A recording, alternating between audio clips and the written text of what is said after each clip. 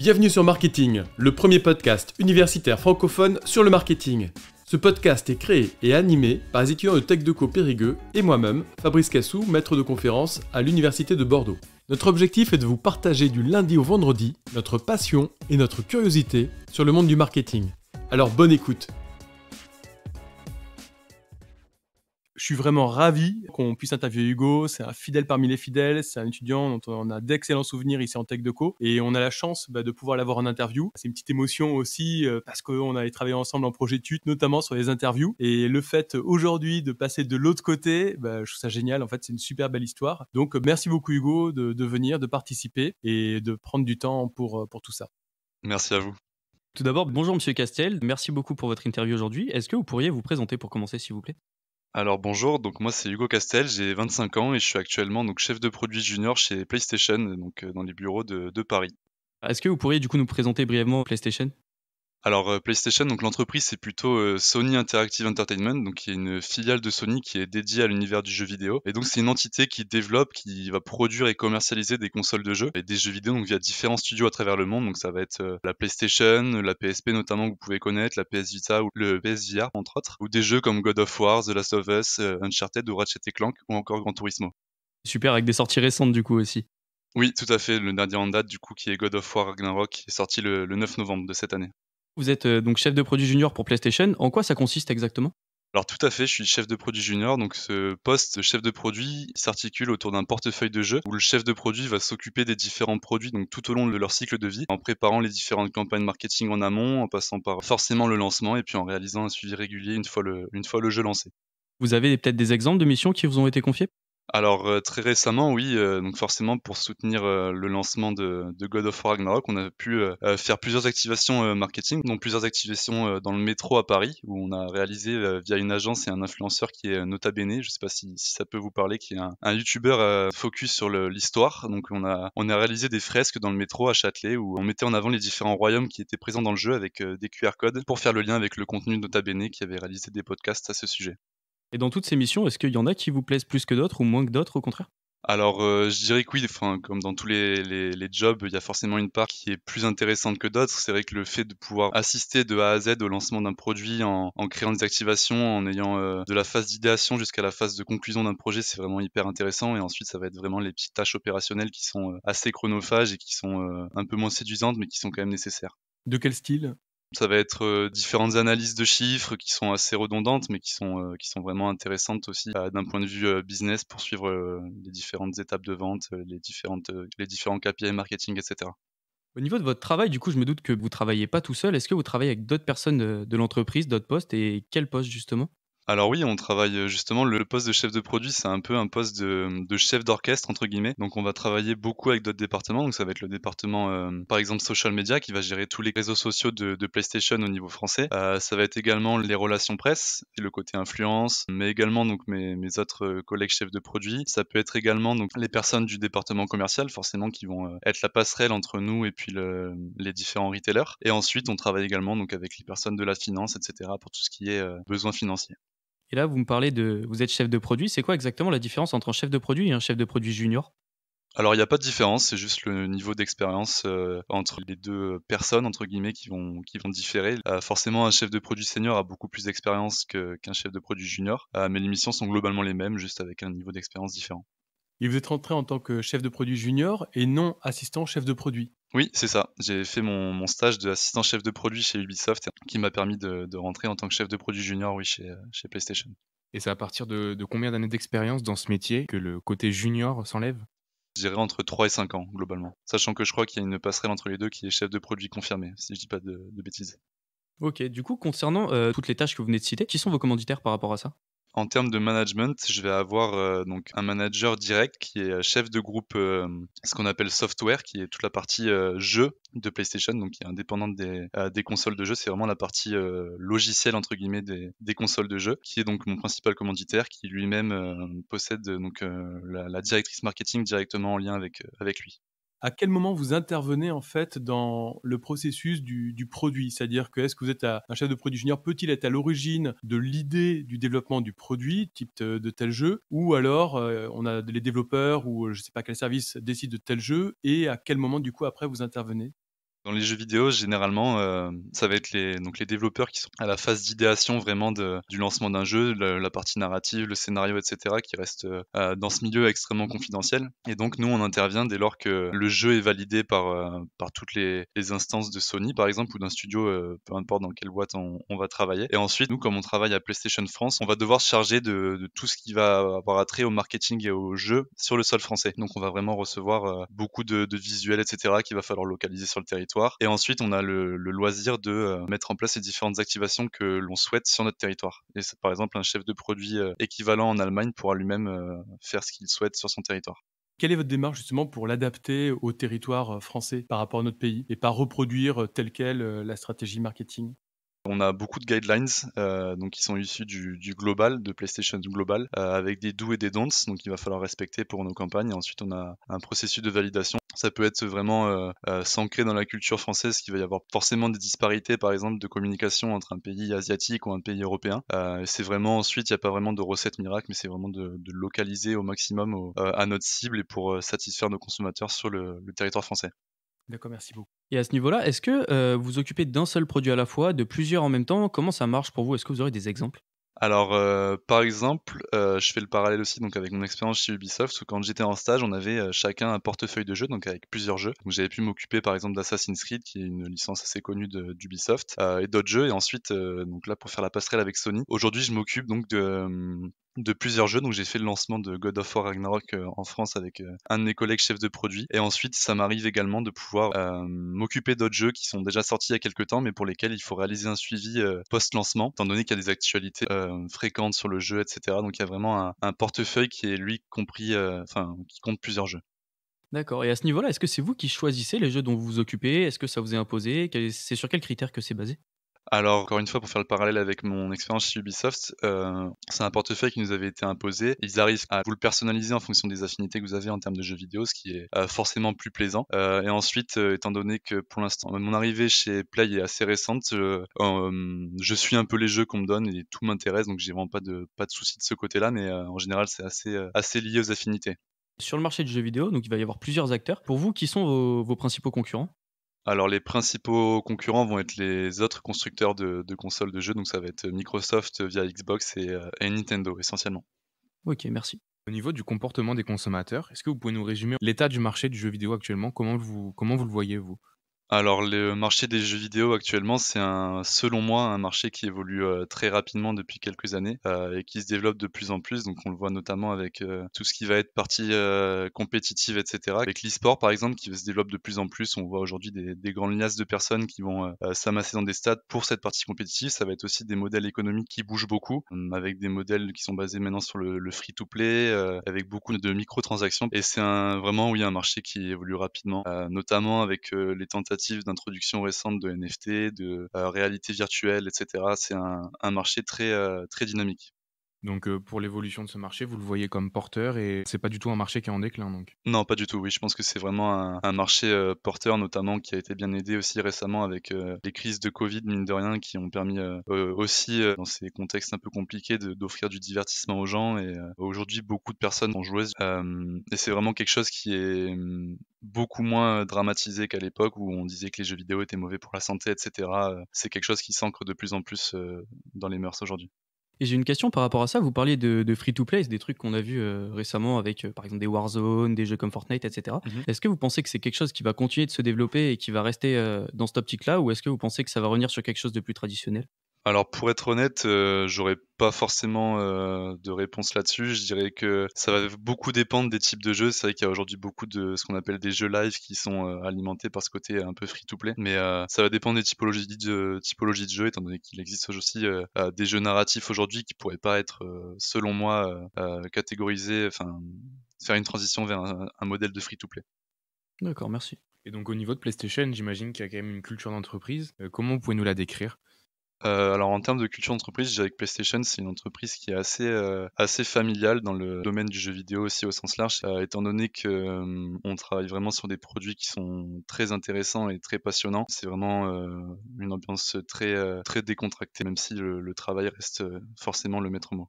Est-ce qu'il y a un âge moyen, une manière de s'habiller particulière ou c'est totalement libre? Alors, en termes de manière de s'habiller, c'est relativement, très libre. Un âge moyen, je pense être, un des plus jeunes dans les équipes actuellement. Je dirais que ça tourne, à peu près entre, je dirais 30 et 45 ans au global. Ok, Enfin, pour PlayStation France, j'ai la visibilité ouais, bien de sûr. côté France. Merci. Et comment vous communiquez au sein de l'entreprise avec vos collègues ou avec vos commanditaires? C'est assez simple, c'est, via, par mail, par, Microsoft Teams. Ça va être des échanges informels aussi quand on est au bureau puisque maintenant on arrive à revenir de plus en plus sur place, donc c'est beaucoup d'échanges informels et formels via les différents logiciels. Vous dites que vous venez de revenir, enfin, vous travaillez de plus en plus sur place, enfin, vous revenez. Ça veut dire que vous avez travaillé beaucoup en télétravail? C'est la période du Covid qui a causé ça ou il y a d'autres raisons? Alors, chez PlayStation, quand je suis arrivé, c'était assez, donc je suis arrivé depuis le mois d'août de cette année, donc le covid était déjà relativement bien passé. Mais par exemple, chez Ubisoft également, le télétravail était de rigueur, même s'il n'était pas imposé. C'était vraiment encore dans cette transition, post-Covid, donc maintenant on a relativement le choix de choisir si on souhaite travailler de chez nous ou si on veut aller, directement sur les bureaux. OK, très bien. Donc là, on vient de voir comment, votre entreprise communique, en interne et Mmh. comment communique-t-elle en externe auprès de ses clients? Alors auprès de ses clients, ça va être avec, donc forcément les réseaux sociaux, puisqu'aujourd'hui beaucoup de personnes sont présentes sur les réseaux sociaux, donc via Facebook, Instagram ou encore Twitter. Ça va être aussi via des newsletters que les différents clients vont recevoir, régulièrement et ça va être également donc, lors par exemple lors de lancement de jeux, on va mettre en place des activations, pour, atteindre nos différents clients et pour leur donner envie d'acheter nos produits. OK, très bien. Est-ce que vous utilisez des techniques ou des manifestations événementielles pour le lancement de vos produits?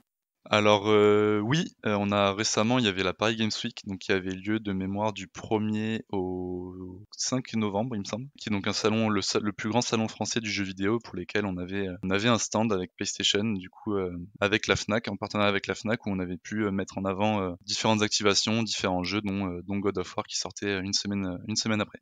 D'accord, et c'est vous qui vous occupez justement, dans tout ce qui est magasin, de tout ce qui est PLV, mise en avant, des jeux vidéo, dans les rayons et cetera? Alors en tant que chef de produit, on s'occupe, oui, des PLV et ensuite on a également un département trade marketing donc qui est directement, rattaché à la partie commerciale, mais avec qui on est vraiment, très fréquemment en contact puisque eux font, plus ou moins, le même travail que nous, mais directement, chez les retailers. Donc on est vraiment, en collaboration assez étroite. D'accord, et je reviens sur la culture d'entreprise, Hugo. Est-ce qu'il y a un espace où vous pouvez, jouer aux jeux vidéo dans l'entreprise ou tester des nouveaux produits et cetera? Oui, oui, on a une grande salle, qui est aussi notre salle de pause où on a une console de jeu avec une télé, et tout ce qu'il faut pour, tester les différents jeux, quels qu'ils soient. Il y a du niveau? Il y a du niveau, oui. Vous nous parliez donc, vous avez travaillé chez Ubisoft juste avant, maintenant vous êtes chez PlayStation. Du coup, enfin, je pense que vous êtes un passionné de jeux vidéo. D'où est-ce que ça vous vient cette passion? Oui, alors en effet, je suis passionné, donc c'est une passion qui me vient depuis tout petit. J'ai toujours, grandi avec les jeux vidéo, avec, différentes consoles, que ce soit, des consoles PlayStation ou encore moins, de PlayStation, notamment, les différentes Nintendo ou même des Xbox. C'est une activité que j'ai toujours aimée, en parallèle d'autres loisirs comme le sport ou quoi que ce soit, qui me permettait vraiment de découvrir de nouvelles choses. C'est un des moyens qui m'a permis de parler, plutôt bien anglais aujourd'hui. Donc je remercierai jamais assez les jeux vidéo pour ça et donc c'est vraiment une passion, voilà qui est liée, depuis l'enfance, je dirais. C'est quoi vos jeux favoris? Alors mes jeux favoris, donc forcément, il y a God of War que j'ai lancé, récemment, sans faire de sans faire de pub, mais je suis également un grand fan donc des jeux, Zelda de Nintendo, donc ça n'empêche pas d'aimer, les jeux d'autres studios que même si on travaille enfin d'autres, entreprises, même si on travaille chez PlayStation et je suis également, parce que je suis quand même un grand sportif, j'ai fait pas mal de foot donc je suis, assez, en ligne avec, les différents jeux FIFA aussi. D'accord, et vous auriez quoi à répondre à quelqu'un qui dirait que les jeux vidéo, c'est pas bon pour ses enfants ou pour ses proches? Je dirais que c'est comme tout, il faut savoir modérer les choses, ça a été prouvé dans de nombreuses études que les jeux vidéo n'étaient pas, forcément nocifs, tout comme plein de choses, mais c'est vraiment, déterminant, je pense, de pas, exposer des enfants trop tôt ou quoi que ce soit et de vraiment modérer, pour avoir tous les bons côtés. Oui, c'est comme tout, c'est l'addiction qui va être mauvaise pour la santé, mais en Tout à soi, fait, de ouais, jouer à des jeux vidéo n'est tout à pas fait. nocif. Et du coup, dans votre cas, ça a été surtout bénéfique. Oui, oui, oui, oui, j'arrivais, de mon côté aussi à me réguler justement en faisant du sport à côté, donc c'était intéressant et c'est vrai que ça m'a permis d'apprendre beaucoup de choses. Hugo, si on parle au petit Hugo Castel qui est tout jeune, qui découvre les jeux vidéo, qu'est-ce que vous pourriez lui dire en lui disant plus tard, tu vas pouvoir carrément en faire ton métier? Je me pose souvent la question, en revenant un peu en arrière où je me dis, que c'est vraiment, j'ai eu une phase à un moment donné où, je savais que je voulais faire du marketing, mais je savais pas vraiment vers quoi me tourner et j'avais fait ce travail d'introspection pour savoir ce que j'aimais vraiment, aujourd'hui pour conjuguer à ma passion pour le marketing. Donc j'avais soit en tête le sport ou les jeux vidéo et mon choix s'est porté sur les jeux vidéo aujourd'hui j'aimerais beaucoup, remercier mon moi d'il y a quelque temps pour avoir eu cette passion puisque je m'épanouis vraiment dans mon travail aujourd'hui. Et c'est quoi qui vous a fait trancher? Vous avez dit que vous hésitiez entre le sport et les jeux vidéo. C'est quoi qui vous a fait trancher entre les 2? Honnêtement, je saurais pas trop dire pourquoi j'ai tranché, sur les jeux vidéo en particulier. Peut-être que les produits, finaux m'intéressaient plus. Le fait de vraiment pouvoir, offrir un peu du bonheur aux clients finaux, donc via les différents jeux qu'on peut lancer et vraiment de pouvoir avoir, ce côté, passion qui est rentré en compte sur des produits, qui sont créés de A à Z. Et maintenant, est-ce que vous pouvez nous parler un peu de votre parcours universitaire, donc le DUT Tech Deco, et cetera, ce que vous avez fait par la suite? Au tout départ, moi, je me destinais vraiment pas du tout à un parcours, commercial. Je voulais être prof d'école, professeur des écoles. Donc, j'avais fait, une première année de fac de sociologie qu'ensuite j'ai coupé court, enfin à laquelle j'ai coupé court et je me suis ensuite réorienté, dans un parcours commercial qui m'intriguait de plus en plus et que je trouvais, très intéressant, mais j'avais vraiment pas d'idée en tête de finir, dans le marketing aujourd'hui. Donc, j'ai fait le choix d'un DUT-TC pour avoir, un parcours commercial mais qui restait assez générique encore, donc qui se permettait de se destiner à plein de métiers du commerce. Et ensuite, j'ai voulu donc poursuivre ce DUT avec encore quelque chose d'assez générique, qui était une licence de gestion à l'IAE de La Rochelle, donc où j'avais pris l'option marketing, donc j'avais déjà une prédisposition entre guillemets, une préaffinité pour le marketing. Et donc ces 3 années, donc le DUT plus mon année de licence m'ont vraiment conforté dans le fait que j'aimais le marketing, même si c'est un secteur qui à première vue paraît relativement bouché aujourd'hui, qui a peu d'opportunités, même si ça tend aujourd'hui un peu à se résorber. Et donc, ne pouvant pas continuer mon cursus en marketing à l'IAE de La Rochelle, puisqu'il y avait seulement un cursus de marketing digital qui me plaisait un peu moins, j'ai candidaté à l'IAE de Toulouse, donc à la Toulouse School of Management, pour un Master 1 marketing stratégique, donc qui s'est très bien passé. C'était malheureusement pendant l'année de Covid vers la fin, mais qui a vraiment conforté mon goût pour le marketing. Et ensuite, j'ai réalisé une année de césure, donc entre mon Master 1 et mon Master 2, donc essentiellement aussi à cause de la période Covid qui malheureusement a un peu freiné beaucoup d'entre nous. Et j'avais cette envie de profiter d'une année de césure en Covid pour un peu décaler mon insertion sur le marché de l'emploi d'un an et pouvoir réaliser des stages. Donc j'ai pu réaliser 2 stages lors de cette année de césure pour ensuite candidater au Master 2, donc Data et Innovation Marketing, qui était autrefois le Master chef de produit et études marketing de TSM. Et j'en suis ravi d'avoir pu y accéder parce que c'est vraiment un master très formateur avec de très bons intervenants. Pour revenir à ce que vous avez dit sur l'année de césure, est-ce que vous pensez que c'est quelque chose qui serait plus bénéfique pour un étudiant de faire une année de césure et donc de se faire de l'expérience avec des stages, ou que ce serait plus quelque chose qui pourrait handicaper par la suite, justement le fait d'avoir fait une année de pause entre le master 1 et 2? Alors de mon côté, c'est une bonne question, je trouve. J'hésitais justement à faire cette année de césure, j'étais vraiment tiraillé, entre ces 2 questions de savoir est-ce que ça va vraiment être bénéfique, est-ce que ça ne le sera pas? Et maintenant avec le recul nécessaire, je pense que c'est vraiment quelque chose de bénéfique, étant donné qu'il est possible donc d'avoir 2 stages de 6 mois, donc pendant cette année de césure, ce qui permet de s'ouvrir à différentes entreprises, de multiplier les expériences et d'avoir, tout de même 1 an d'expérience pour, en plus pour son insertion sur le marché du travail. Moi de mon côté, j'avais réalisé un premier stage d'assistant marketing, assistant chef de produit un peu particulier dans une start-up qui réalisait des robots à Toulouse pour le milieu industriel. Et ensuite, j'ai fait un stage de business developer dans une entreprise qui s'appelait Blixo et qui était une boîte d'outils de gestion RH, de tout ce qui était outils d'engagement, etc., que j'ai pu ensuite prolonger avec un poste en CDI à côté de mon master 2 en assistant marketing. C'est vraiment quelque chose qui m'a beaucoup apporté, donc je recommanderais sans hésiter la césure aujourd'hui. À l'heure actuelle, en fait, les étudiants de Tech de Périgueux sont en train de rechercher des stages pour la deuxième année. Ce que vous avez vécu aussi, savoir le stage de 2 mois D'accord. entre avril et mai. Est-ce que vous auriez des conseils à leur donner sur le type d'entreprise, sur le type de mission qu'ils peuvent rechercher? Alors, pour ce stage de deuxième année, qui est souvent, je trouve, une bonne première manière de découvrir, le marketing ou peu importe, enfin, le stage le domaine que vous souhaitez explorer, je pense qu'il est, dans la mesure du possible, important de le faire dans un secteur qui va nous passionner puisque, je trouve ça déterminant et même si je sais que tout le monde n'a pas la chance de travailler dans un secteur qui le passionne, c'était notamment mon cas dans le milieu industriel à Toulouse où, j'aimais beaucoup cet aspect-là, mais qui me passionnait moins que d'autres secteurs, par exemple. C'est vraiment de trouver un secteur avec lequel on va avoir une affinité pour vraiment déjà se découvrir et puis découvrir le métier dans lequel on veut se projeter dans le meilleur des contextes pour tout ça et de vraiment être force de proposition pour rentabiliser au maximum les 2 mois de stage qui sont vraiment intéressants. Pour ma part, je l'avais réalisé à Cultura à Marsac et c'était quelque chose qui m'avait vraiment beaucoup aidé sur de nombreux aspects, de nombreux domaines ensuite pour mon cursus. Comme quoi, par exemple? Beaucoup d'ouverture d'esprit, au-delà des hard skills, ça va être aussi des soft skills, donc c'était beaucoup de gestion. J'avais pu toucher à beaucoup de choses, c'était un stage assez généraliste. J'avais pu, un peu toucher à la logistique, un peu toucher à tout ce qui était point de vente, un peu, réaliser, des partenariats avec, des acteurs locaux pour la billetterie. C'était vraiment, très vaste, il y avait beaucoup d'événements aussi sur place. C'était quelque chose qui m'avait vraiment beaucoup apporté. Et je fais juste un lien avec votre métier actuel, c'est-à-dire que lorsque vous organisez des sorties de jeux avec des événements, de la PLV, et cetera, est-ce que votre expérience passée, justement, vous permet de mieux comprendre un petit peu comment ça se passe jusqu'au consommateur? Alors oui, tout à fait.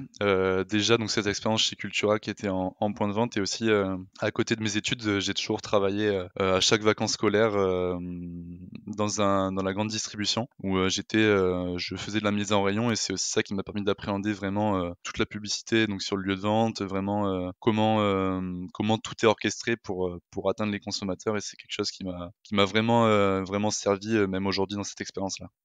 Et en termes d'entreprise pour le stage, est-ce que vous conseillez plus une grosse entreprise plutôt qu'un indépendant ou ça a pas de différence? Ou alors c'est plutôt l'indépendant qui est préférable?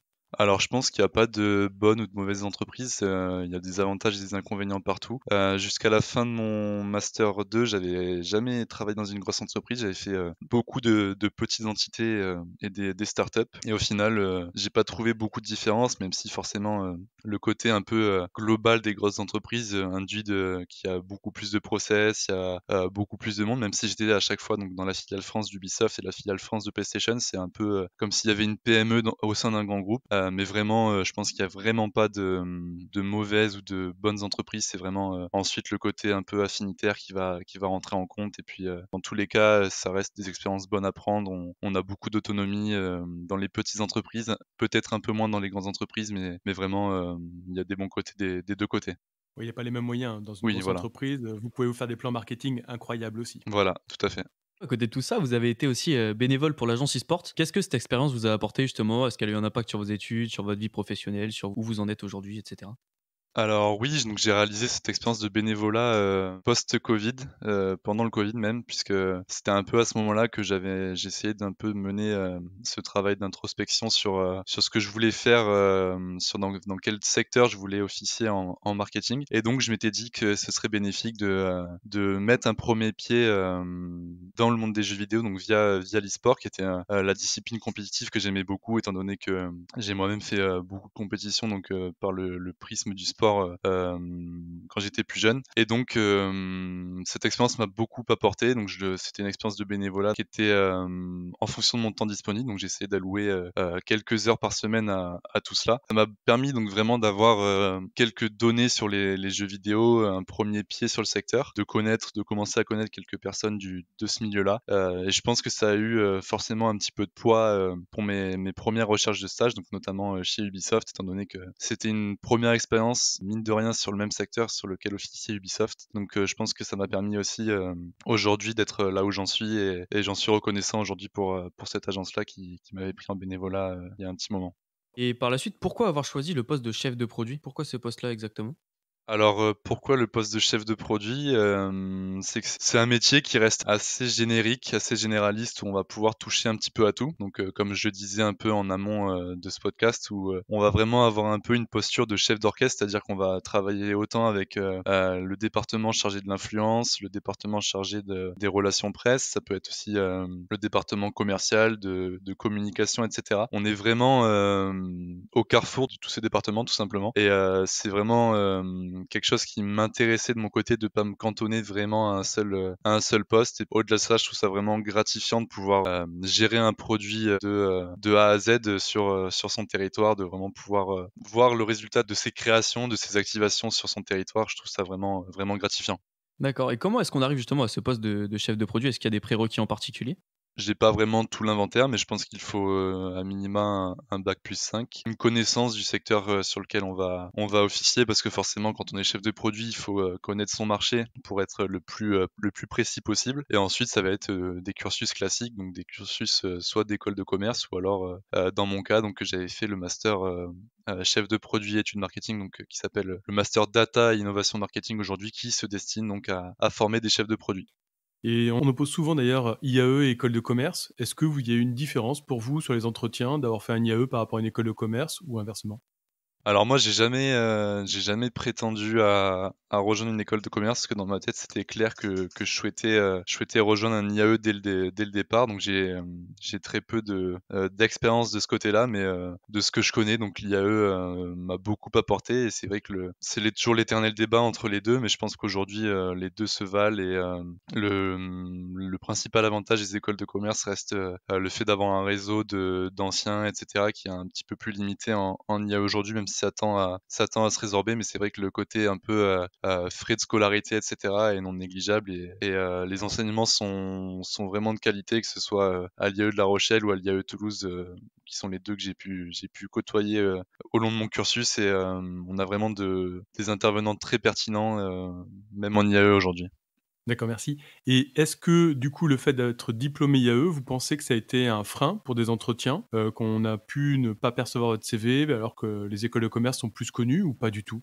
Non, honnêtement, j'avais un peu cette crainte, aussi, quand, je m'étais résolu à aller, donc dans un IAE, mais pas du tout. D'autant plus qu'aujourd'hui, donc notamment pour TSM, ils avaient réussi à positionner les périodes de stage, dès janvier, donc à la même manière que les écoles de commerce. Ce qui permettait qu'on n'était pas en décalage avec les offres, étant donné qu'il y a quelques années, je crois que les stages en IAE, et plus précisément à Toulouse, débutaient en mars. Donc déjà, beaucoup de stages étaient pourvus, ce qui n'est plus le cas aujourd'hui. Donc j'ai vraiment pas senti ce côté de, vous avez fait un IAE, donc ça va être compliqué.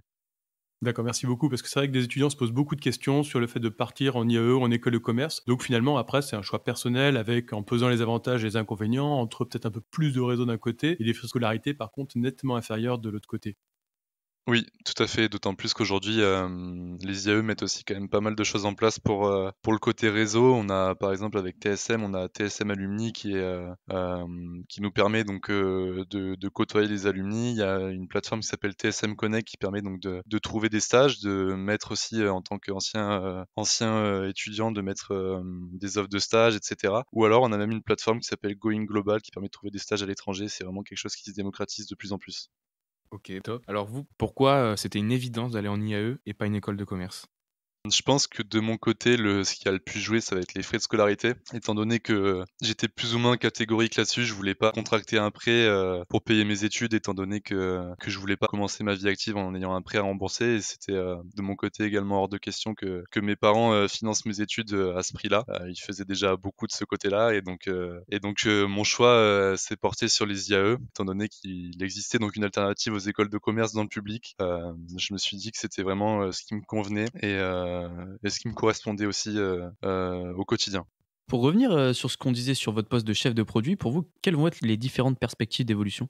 Alors déjà, comme on l'évoquait tout à l'heure, il va y avoir les différents niveaux d'expérience du chef de produit, qui vont être, donc le chef de produit junior, confirmé et senior. Donc mon manager est lui-même un ancien chef de produit. Il est aujourd'hui chef de groupe, donc sur toute la partie, jeux vidéo de PlayStation. Et ensuite, ça va être des perspectives assez classiques, je pense, de directeur marketing, et cetera. Et dans ces évolutions-là que vous venez de citer, il y en a une qui vous intéresse en particulier? Pas pour l'instant, très honnêtement, je suis assez, au jour le jour, donc j'essaie de me consacrer au maximum à mon poste actuel et puis on verra ensuite s'il est possible d'évoluer ou quoi que ce soit, mais ça reste un métier plaisant et qui, prend du temps avant d'évoluer, donc il y a encore un peu de temps. Au niveau de l'entreprise PlayStation, pourquoi avoir choisi l'entreprise? Est-ce que ça a été de fil en aiguille parce que vous avez eu l'opportunité? Est-ce que c'était quelque chose que vous vouliez avant? Alors c'est un peu un mix des 2. Donc j'ai grandi moi de mon côté, avec, de nombreuses consoles dont la PlayStation, donc de la PlayStation 1 jusqu'à, la PlayStation 5 aujourd'hui. C'est vraiment une entreprise qui est, très implantée dans mon esprit et dans mon quotidien depuis que je suis jeune. Donc ça a été, vraiment une évidence pour moi aussi de travailler pour PlayStation, mais, c'est également aussi, la suite d'un concours de circonstances, donc vraiment où j'ai eu, cette opportunité à cet instant-là aussi qui m'a permis donc d'y être aujourd'hui. Et au niveau de vos expériences professionnelles précédentes, du coup, vous avez parlé donc d'Ubisoft. Est-ce qu'il y en a eu d'autres et quelles ont été les différences avec votre poste et votre entreprise actuelle? Alors, oui, j'ai eu d'autres expériences, donc comme je l'évoquais un peu tout à l'heure.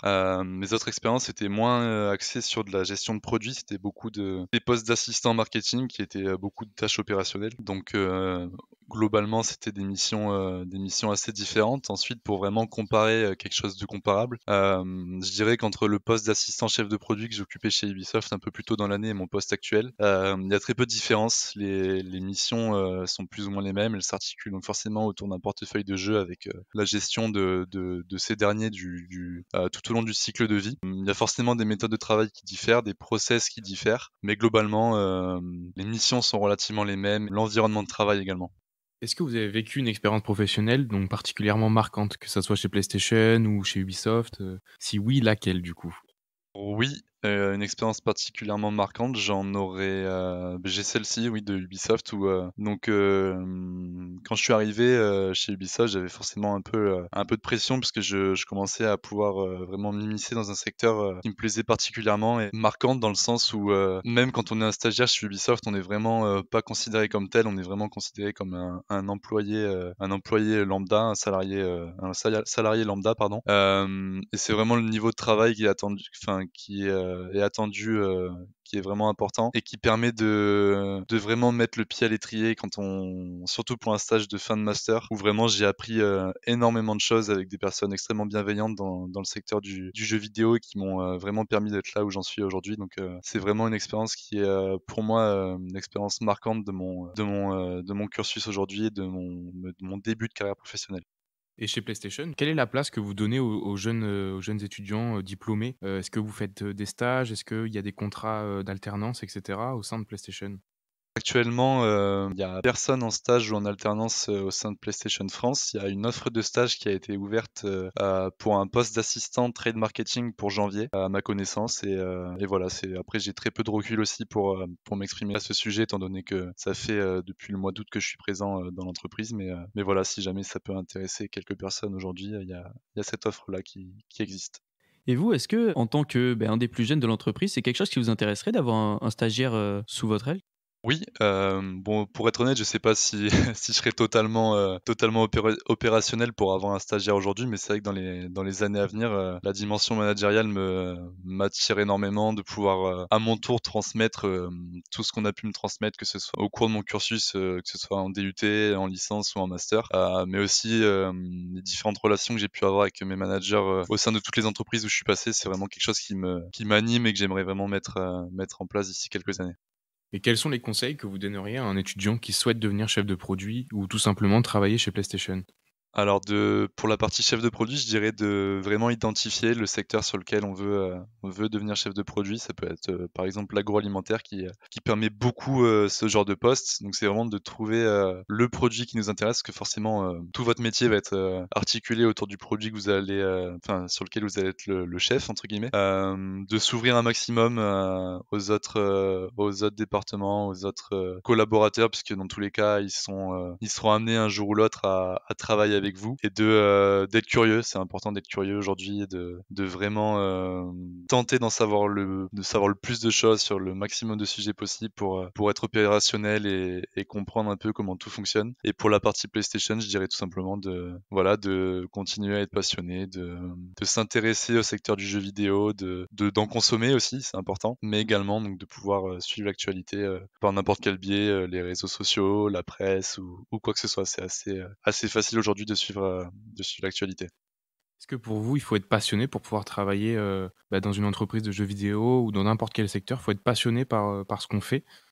Alors pas forcément, je pense qu'il y a des gens qui enfin, pour moi, c'est assez subjectif, ça va dépendre beaucoup des personnes, notamment, chez Ubisoft, il y avait beaucoup de personnes qui n'étaient pas passionnées par les jeux vidéo en particulier, mais qui aimaient l'entreprise et qui aimaient la façon de fonctionner de l'entreprise. Donc il y a vraiment pas de prédisposition, je pense, à ce sujet, et c'est vraiment important, d'aimer son travail avant tout, et il y a pas forcément besoin d'être passionné pour travailler dans ce milieu-là.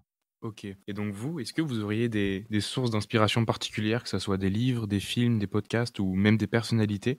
Pour être honnête, pas particulièrement. OK, et donc pour conclure, est-ce que vous auriez un message à faire passer aux jeunes, aux étudiants et aux personnes qui nous écoutent, que ce soit sur le marketing ou sur soi-même en général? Alors, bonne question, je dirais de tout simplement, donner le maximum. Ça va être un peu bateau, mais, de donner un peu le maximum, pour faire ce que l'on veut, et que quoi qu'il arrive, le travail paye, et puis, on est toujours récompensé en faisant des efforts, donc, c'est important de continuer, de pas baisser les bras quand on n'a pas ce qu'on veut. J'ai pu le voir avec, mes recherches de stage l'année dernière, où, j'ai failli, capituler pour, rejoindre Ubisoft, et au final l'opportunité s'est révélée au dernier moment, donc faut pas baisser les bras, et on arrive toujours à ce qu'on veut avec, un peu de travail, de persévérance. OK, merci beaucoup pour ces conseils alors. Merci beaucoup. Merci, Ouais, ouais. super interview, merci. Merci à vous. Merci à tous d'avoir suivi cet épisode. Vous pouvez nous aider dans notre démarche en vous abonnant à notre podcast et en laissant un commentaire. Merci pour votre soutien et votre écoute, et à très bientôt sur Marketing, le podcast universitaire pour tous les curieux du marketing.